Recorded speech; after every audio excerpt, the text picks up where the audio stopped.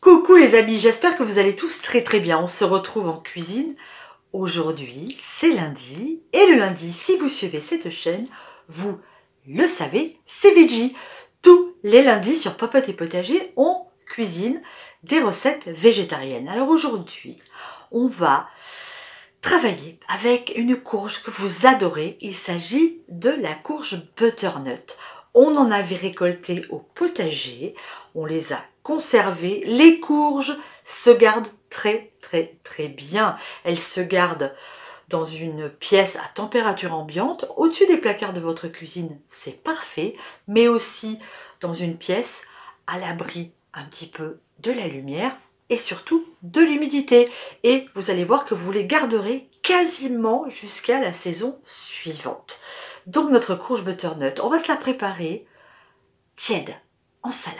Et vous allez voir que c'est un pur délice. Une recette facile à faire, simple, mais pour ça, il va quand même vous falloir quelques ingrédients qu'on a déjà réalisés sur la chaîne. Et je vous mets les vidéos qui correspondent aux ingrédients qu'on veut utiliser à la fin de cette vidéo-ci. Allez, c'est parti pour les ingrédients.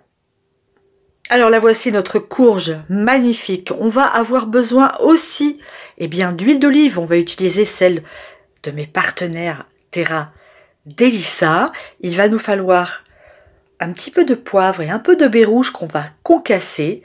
Il va nous falloir des graines de courge.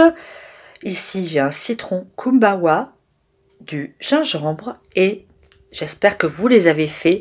Il nous faut de l'ail confit au miel et du citron confit. Allez, on va commencer par couper notre courge.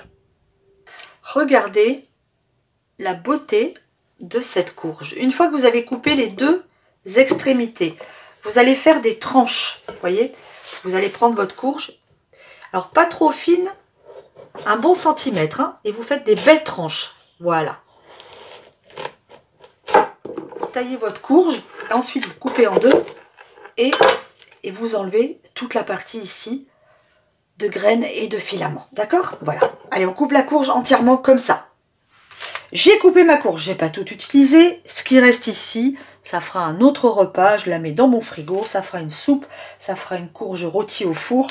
Ça sera mangé. Allez, alors qu'est-ce qu'on fait? Dans notre panier vapeur, on met un morceau de papier sulfurisé.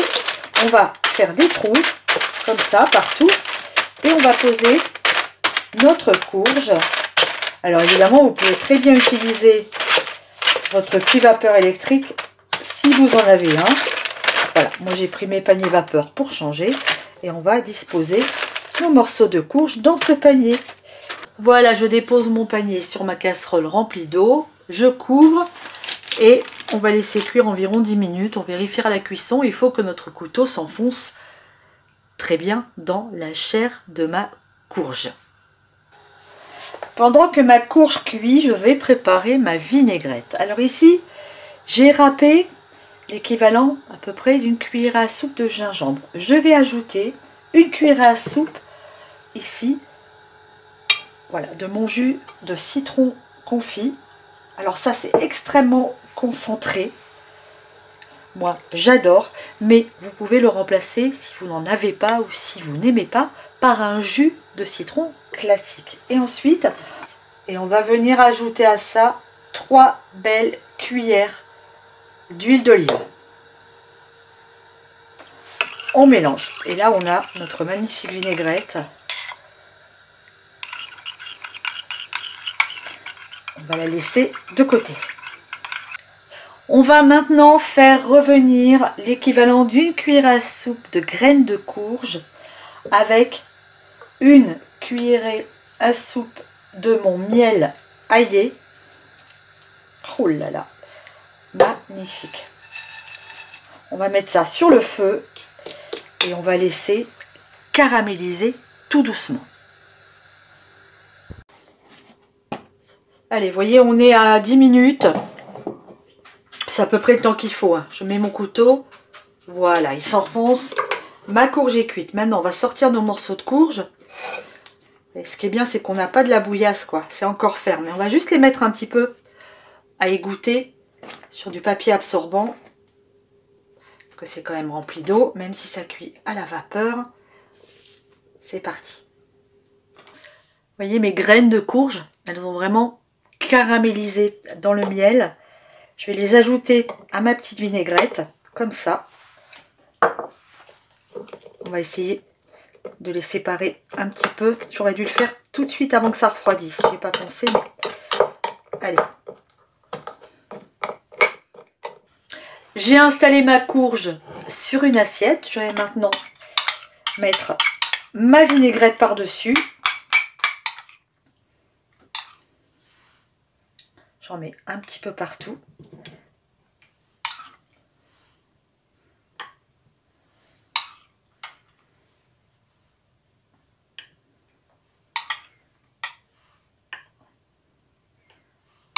Hop, même un petit peu comme ça sur les côtés. À ça, on va ajouter notre poivre, nos 2 poivres mélangés pour que ça ait du peps. Hein. Il faut que ça émoustille les papilles, cette salade. On n'est pas sur de la fadeur. Voilà, super. On va maintenant, avec notre microplane, mettre un léger chouïa de zeste de citron Kumbawa. Alors, si vous n'avez pas de Kumbawa, vous mettez du citron classique, hein, vert de préférence, ce serait bien, ne serait-ce que pour la couleur. Et une fois qu'on a râpé notre Kumbawa, on va venir ajouter quelques petits morceaux de persil par-ci, par-là. Celui-là provient encore du potager. Et oui, on a encore du persil au potager.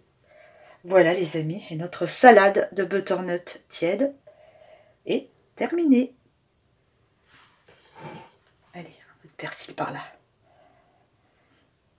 Ça sent super bon et c'est vraiment très très joli. Qu'est-ce que tu fais? Laisse. Allez, je la déguste avant que quelqu'un d'autre ne me la mange. Voilà, notre salade est terminée. Haute en couleur et je vous garantis qu'elle est tout aussi haute en saveur. C'est magnifique. Alors là, on a une belle salade. Soit on a un plat complet pour une personne ou une entrée pour 2. Allez, petite dégustation. Magnifique. Ah, magnifique.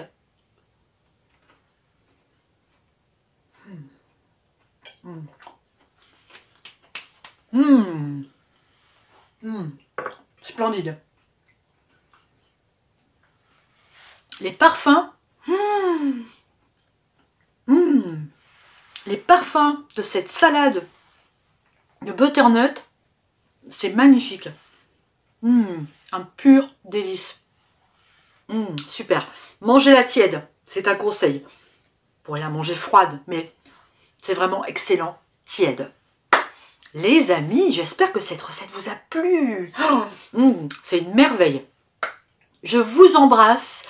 Je vous dis à très vite sur Popote & Potager. En attendant, préparez-vous, bientôt c'est le nouvel an chinois. Et on va causer cuisine chinoise dans pas longtemps. Je vous embrasse. Bisous. Ciao.